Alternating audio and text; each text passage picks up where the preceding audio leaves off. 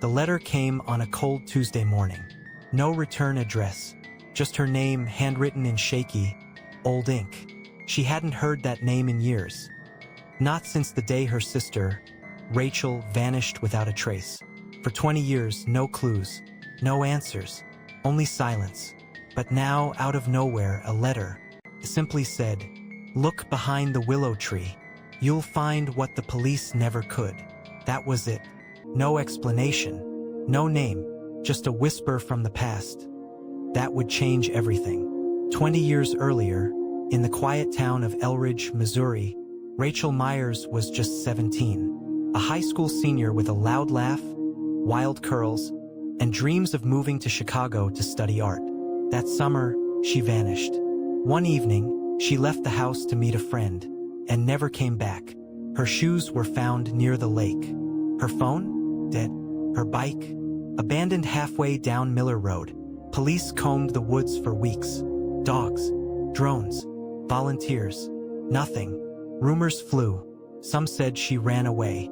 Others believed she was taken. But her little sister, Claire, never believed Rachel would leave her behind. She was just 10 then. But she remembered the promise Rachel made the night before she disappeared. "No matter what happens, I'll always come back for you." 20 years later, Claire never stopped waiting. Claire stood frozen, the letter trembling in her hands. It wasn't just the words. It was the handwriting. It looked familiar, not Rachel's, but someone from their past. There was no signature, no return address, only that one haunting line, "Look behind the willow tree." Her mind raced. There was only one willow tree that mattered, the one near their childhood home, on the edge of Old Hollow Creek, where Rachel used to draw for hours. Claire hadn't been there in over a decade. The house had been sold, the area overgrown. But something inside her, maybe intuition, maybe desperation, told her she had to go, that this was real, that someone knew what happened. She packed a bag, left a note for her husband, and drove 6 hours back to Elridge, to the place where everything had stopped. The sky was gray when Claire reached Hollow Creek. The path was nearly hidden now, swallowed by vines, branches, and silence. But the willow still stood, just as she remembered. Its long, weeping branches swayed gently in the wind, like arms reaching for the past. Claire stepped forward, her boots crunching over dead leaves. She pushed the branches aside and saw it. Fresh dirt, just a few feet behind the tree. The grass had been cleared, and the soil looked disturbed. Her breath caught in her throat. She knelt, hands shaking, and started brushing away the top layer. That's when she saw it. Piece of fabric, faded red, the exact same color as Rachel's jacket, the one she wore the night she vanished. Claire dropped to her knees, tears, panic, and then a sound, leaves rustling, footsteps behind her. Someone was there, watching. Claire spun around, heart pounding. Nothing, just trees, shadows, and silence. She waited, listened, then a whisper, soft, barely audible. "You shouldn't have come back." Claire froze. The voice came from deeper in the woods. Familiar. Male. She backed away slowly, clutching the fabric. Then she saw movement, a figure slipping behind a tree. Tall, dark coat, hood up. She wanted to run, to scream, but her legs wouldn't move. And then a name. Claire. The man said her name.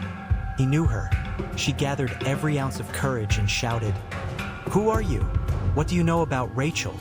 But the figure was gone. No sound. No trace. Just the soft creak of the willow branches swaying again, and the weight of a secret buried for 2 decades. Claire didn't waste a second.